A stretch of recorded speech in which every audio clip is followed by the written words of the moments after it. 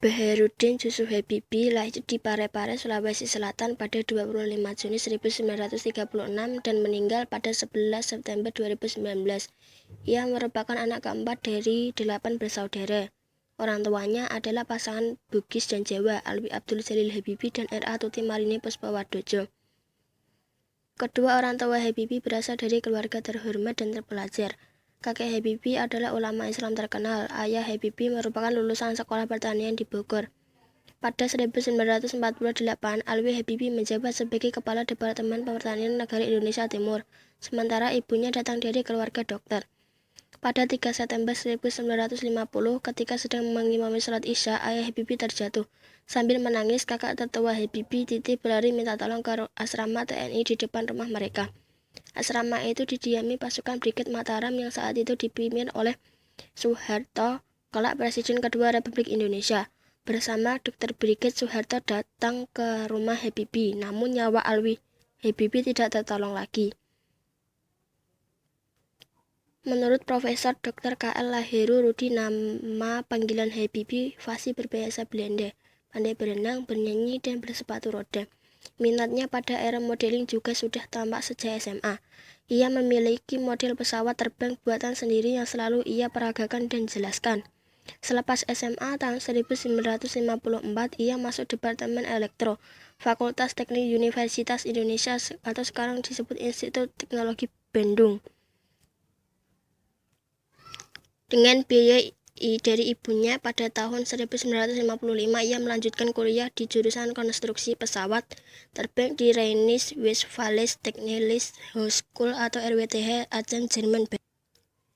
Ia menyelesaikan jenjang S1 hingga S3 selama 10 tahun. Pada 1965 ia meraih gelar Doktor Ingenieur atau Doktor Teknik dengan predikat summa cum laude. Kelak menjelang kepulangannya ke Indonesia, seorang pemimpin perusahaan MBB menyatakan pengakuannya atas genialitas Habibie. Ia berkata bahwa untuk mendapat satu orang lagi seperti Habibie, Indonesia membutuhkan waktu 100 tahun. Ketika datang ke Aachen tahun 1955, Habibie adalah satu-satunya mahasiswa yang tidak dibiayai beasiswa. Ibunya yang janda sepenuhnya membiayai kuliahnya. Oleh karena itu, mau tidak mau, ia harus menyelesaikan kuliahnya secepat mungkin. Habibie juga menjadi Ketua Perhimpunan Pelajar Indonesia atau PPI Aachen pada 1957. Di bawah kepemimpinannya, PPI menyelenggarakan seminar pembangunan yang mengundang semua mahasiswa Indonesia di Eropa. Acara ini berlangsung di Hamburg, Jerman Barat pada 20-25 Juli 1959. Namun Habibie sendiri tidak menyertai. Sejak 2 bulan sebelum seminar, ia diopnam di Bonn karena tuberkulosis.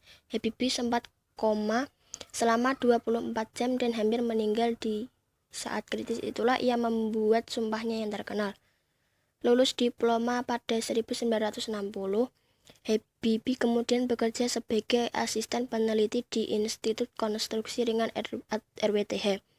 Pada awal 1962, Habibie cuti pulang ke Indonesia selama 3 bulan.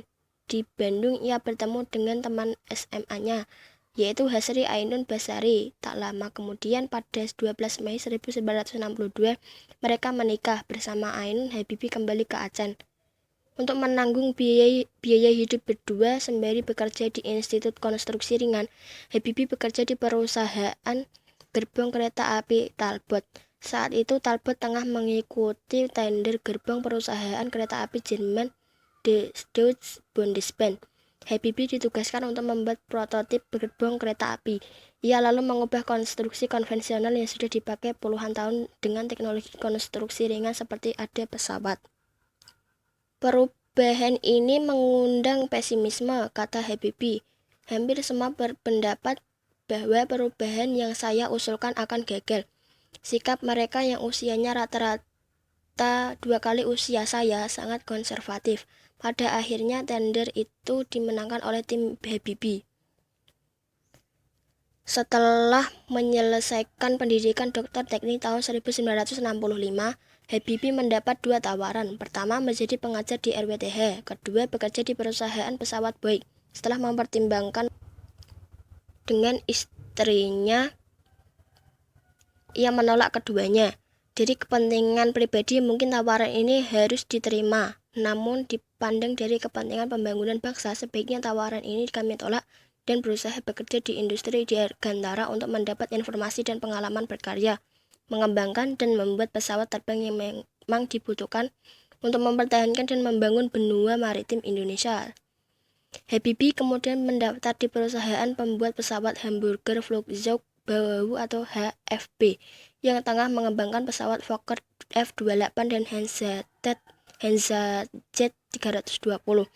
Setelah HFB berganti nama menjadi Messerschmitt Bölkow Blohm atau MBB, ia diangkat sebagai Direktur Pengembangan dan Penerapan Teknologi pada 1973. Jabatan tersebut adalah yang tertinggi di MBB yang pernah dijabat oleh orang asing.